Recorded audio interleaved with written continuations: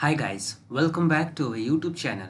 So in this tutorial, we're gonna learn how can we create an arc using center point, starting point, and the angle. So let's suppose here is the arc where I'm gonna create from here till here, and this will be a straight line perpendicular to this.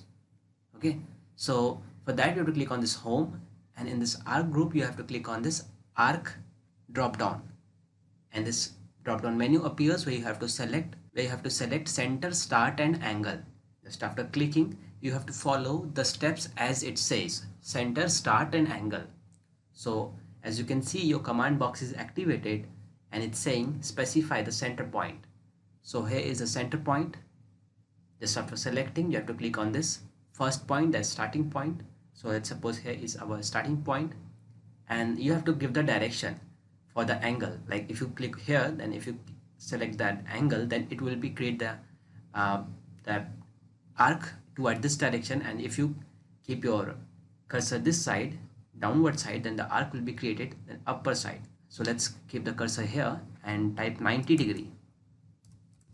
So as you can see, this arc has been drawn till here, and I can use the line command to join this and use the trim command tr double enter to delete the rest of this.